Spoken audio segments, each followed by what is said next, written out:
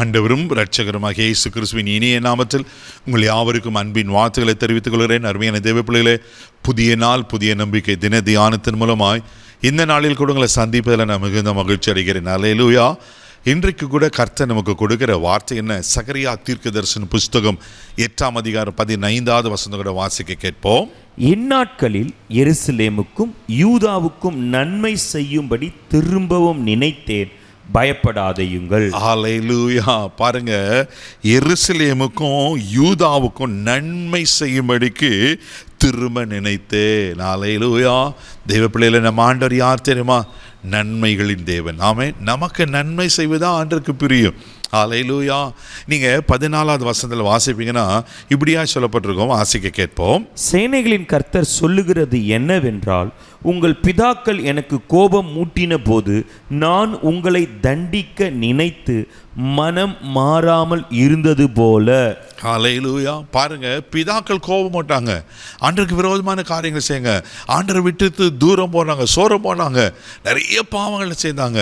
இங்கே சொல்லப்பட்டிருக்கு, உங்கள் பிதாக்கள் எனக்கு கோபம் மூட்டின போது நான் உங்களை தண்டிக்க நினைத்து மனம் மாறாமல் இருந்தது போல. எப்படி நான் தண்டிக்கணும்னு நினைத்தனோ, இப்போ அப்படியே கண்டினியூ பண்ணுறாரு. இந்நாட்களில் எருசலேமுக்கும் யூதாவுக்கும் நன்மை செய்யும்படிக்கு திரும்ப நினைத்தேன். அல்லேலூயா. அதுதாங்க ஆண்டவர். ஒரு தகப்பன் தன் பிள்ளை ஒரு தப்பு பண்ணிடுச்சு, 2 அடி அடிச்சிடுறாரு, வீட்டை விட்டு வெளியே போன்னு கோவத்தில் சொல்கிறாரு. உண்மையாக வீட்டை விட்டு அனுப்பிட்டு வாருங்க. அடிச்சிட்ட பிறகு அந்த பிள்ளைய அணைத்து முத்தமிட்டு மறுபடியும் அந்த தப்பு செய்யாத அப்படின்னு சொல்லி ஆலோசனை கொடுப்பார்ல. ஒரு உலக பிரகான தகப்பனுக்கே அப்படிப்பட்ட ஒரு மைண்ட் செட்டப் இருக்கும்போது, பரம தகப்பன் நம்ம ஆண்டவர், அவர் எவ்வளோ நல்ல ஆண்டவர் பாருங்க.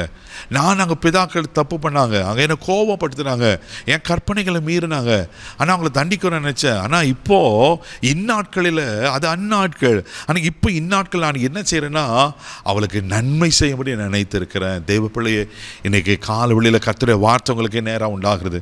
எவ்வளோ ஜெபமான பிரதர், எவ்வளோ வேதத்தை வாசிக்கிற ஆண்டருக்கு உண்மையாக இருந்தேன், அதே நேரத்தில் ஆண்டருக்கு பிரியமில்லாத காரியத்தில் செய்தேன், எனக்கு தெரியுது நான் தப்பு பண்ணிட்டேன்னு, ஆண்டரை கைவிட்டாரா, ஆண்டரை மறந்துட்டாரா கலங்கியிருக்கீங்களா?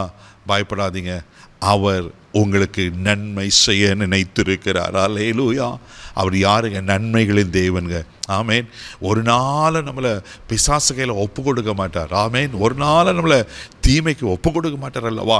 எப்படி இல்லை?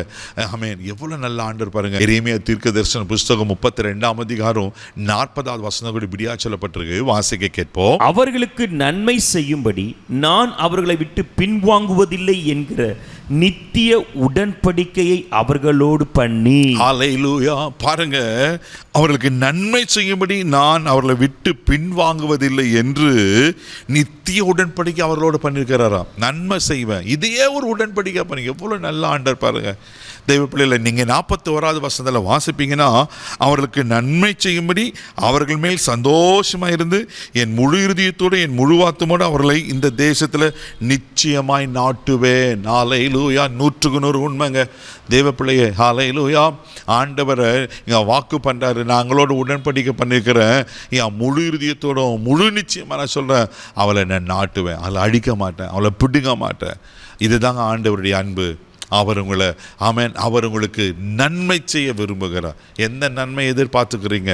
வரல இவ்வளோ நாள் எனக்கு தீமையே பார்த்துட்டு இருக்கலாம், நஷ்டத்தையே பார்த்துருக்கலாம், கஷ்டத்தையே வேதனைகளும் பார்த்துருக்கலாம். ஆனால் இன்றைக்கி ஆண்டவருடைய வார்த்தை நம்மளுக்கு உண்டாகிறது, நான் உனக்கு நன்மை செய்ய போகிறேன். ஹல்லேலூயா.